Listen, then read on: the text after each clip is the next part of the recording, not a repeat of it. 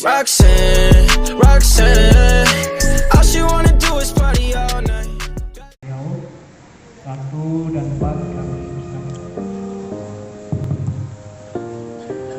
Assalamualaikum warahmatullahi wabarakatuh. Waalaikumsalam. Salam sejahtera untuk kita semua.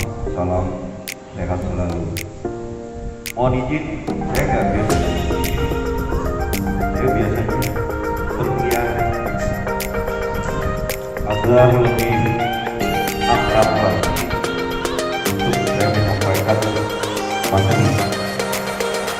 Nama saya Rigo ya dari Kampung Rigo. Saya selaku pekerja sosial media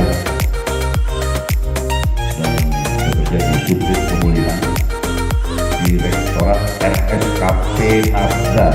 RSKP itu berarti rehabilitasi sosial korban penyalahgunaan nafza di Kementerian Sosial di Jalan Sumatera Raya nomor 28 Jakarta Pusat. Di sini saya diberikan kepercayaan kepada untuk memberikan materi yang sering diberikan oleh Pak Dirjen Rehabilitasi Sosial Bapak Dr. Insinyur Hari Hikmat MSI. Di sini komunikasi publik Ditjen Resos di era digital. Maksudnya itu ya masa pandemi ini kita jarang sekali berkumpul, sering dengan menggunakan Zoom atau WhatsApp atau yang lainnya, media-media sosial yang lainnya. Lanjut. Arah kebijakan program rehabilitasi sosial yang ada di Direktorat Rehabilitasi Korban Penyalahgunaan Nafza itu sekarang itu namanya atensi. Untuk 2021 itu namanya atensi. Atensi itu adalah kepanjangan dari asistensi rehabilitasi sosial. Lanjut. Di atensi ini ada 5 klaster. Ada 5 klaster. Yang pertama itu Direktorat Rehabilitasi Sosial Korban Penyalahgunaan Nafza. Yang kedua itu ada Direktorat Anak. Yang ketiga itu ada Direktorat Lanjut Usia. Ada Direktorat Tuna Sosial dan KPO. Yang terakhir adalah disabilitas, Direktorat Disabilitas. Lanjut. Inilah 5 klasternya sesuai dengan populasi. Untuk nafza ada 3,6 juta populasinya. Untuk penyandang disabilitas itu paling banyak 30,4 juta.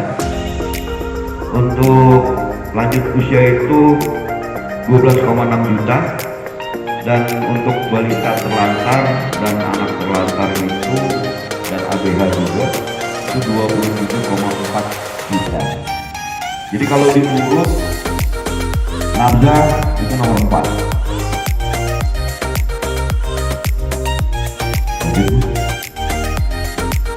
Kalau dulu sekarang adalah paradigma layanan, perubahan layanan seperti apa.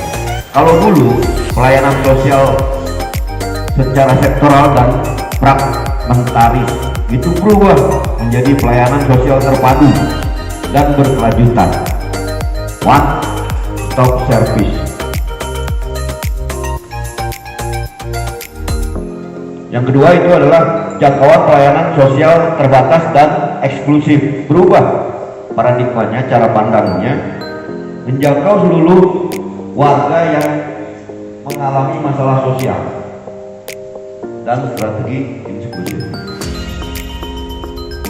Merespon masalah yang aktual secara reaktif, itu dulu. Sekarang sistem dan program rehabilitasi sosialnya yang komprehensif, terstandar, melembaga dan profesional serta mengutamakan kejangan. Saya bicara nafza.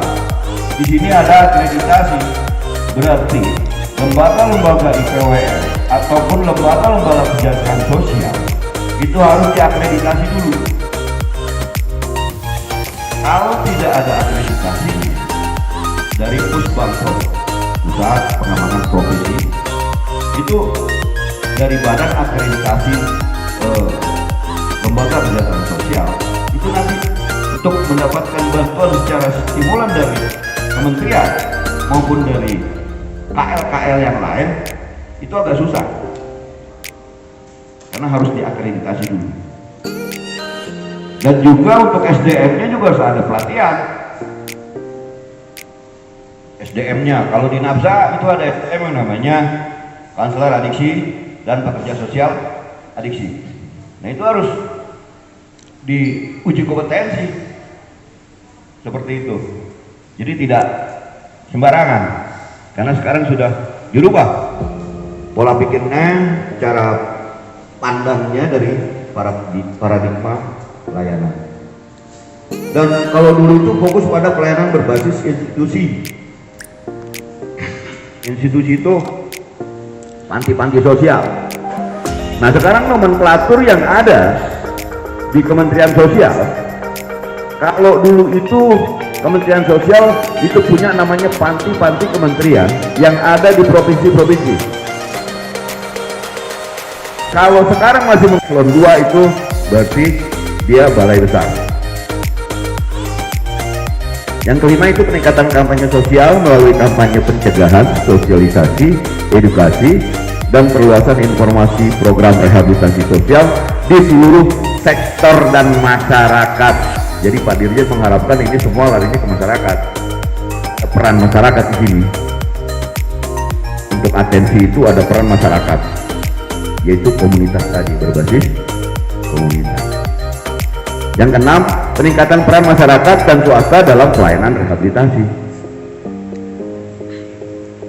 Jadi kalau memang di kelurahan itu nanti, Pak, gimana kalau di kelurahan itu ada tempat, di kecamatan itu ada tempat, daripada jauh-jauh teman tuh turun ke bawah di Tabak misalnya begitu, atau di mana gitu ya, kan jauh nih ini, di sana ada tempat, bisa nggak bikin rehabilitasi sana?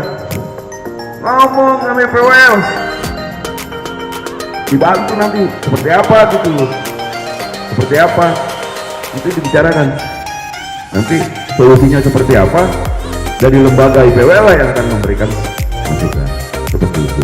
Kalau saya selaku Kementerian Sosial hanya memberikan strukturnya secara ideal, tapi kalau IPWL duit itu apa, disesuaikan dengan kearifan lokal yang ada. Ini harus perlu ada pemahaman ya.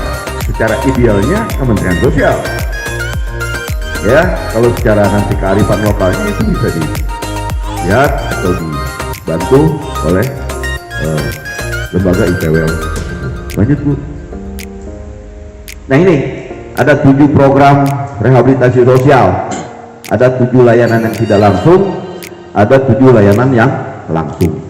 Kalau tidak langsung itu melalui program rehabilitasi sosial itu dari Direktorat dan Sekretariat itu ada kampanye sosial, bimbingan teknis kompetensi, refleksi kebijakan, supervisi, monef dan serta pelaporan, perumusan pedoman umum, dan rakortek, rapat koordinasi teknis dan advokasi sosial. Nah sekarang ini saya lagi ngejalanin nomor 4, tidak langsung karena saya monitoring dan evaluasi terpadu apa yang dikerjakan oleh IPWL selama 1 tahun. Kemarin saya habis dari Pesona, dari Kipas, dan sekarang saya tanggal 26-nya dari Yud. Untuk yang 7 layanan langsung itu melalui atensi. Kalau atensi itu melalui balai, bukan melalui Kementerian Sosial lagi. Bagi teman-teman yang ada provinsi yang ikut, ada yang tidak. Makanya Kementerian Sosial merubah nomenklaturnya menjadi balai. Nah, mengedepankan peran dan tanggung jawab keluarga dan masyarakat dan layanan sosial dalam lembaga bersifat temporer. Sedangkan SDM berbasis volunteer, kalau dulu itu cuma volunteer, kalau sekarang itu harus sertifikasi, uji kompetensi. Nah ini arah perubahan yang sekarang ini sedang dilakukan oleh Kementerian Sosial. Lanjut. Nah, kalau kebijakan teknisnya itu bisa Bapak baca di sini: penghormatan, perlindungan, pemenuhan hak korban penyalahgunaan ABDAS. Yang kedua, penguatan sistem rehabilitasi yang terintegrasi dengan jaminan sosial, pemberdayaan sosial, dan perlindungan sosial penerima manfaat. Yang ketiga, perluasan jangkauan rehabilitasi sosial penerima manfaat berbasis keluarga, komunitas, dan residensial. 3 aja dulu. Sekarang ini untuk teman-teman di PWL juga harus mengetahui nanti. Jadi Pak Dirjen Rehabilitasi Sosial sekarang menggunakan program yang namanya atensi. Atensi itu ada 3 kelompok. Yang pertama adalah kelompok yang namanya berbasis keluarga. Jadi kalau dulu orang rehab langsung masukin panti, rehab masukin panti, rehab masukin panti. Kalau sekarang, kalau bisa keluarganya merehab berbasis keluarga, nanti dibantu oleh PWL berbasis keluarga.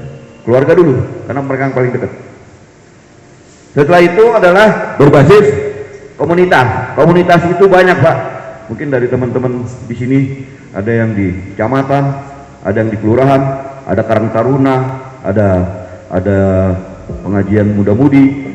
Nah, itu diikut sertakan, Pak, untuk menjalankan yang namanya berbasis komunitas. Nanti itu bisa berkolaborasi dengan institusi penerima wajib lapor. Banyak berkunjung, Pak, ke IPWL bertanya agar teman-teman dari IPWL itu mengetahui permasalahan yang ada di ibaratnya kalau bilang tempat wak saya, tempat orang tua saya yang ada jauh di sana, itu bisa mengetahui informasi apa yang bisa didapat. Berkunjunglah ke IPWL, terutama IPWL Win yang ada di Curug ini. Yang keempat, penguatan kapasitas dan kelembagaan balai, resos, dan LKS. Kalau dulu panti, Kementerian Sosial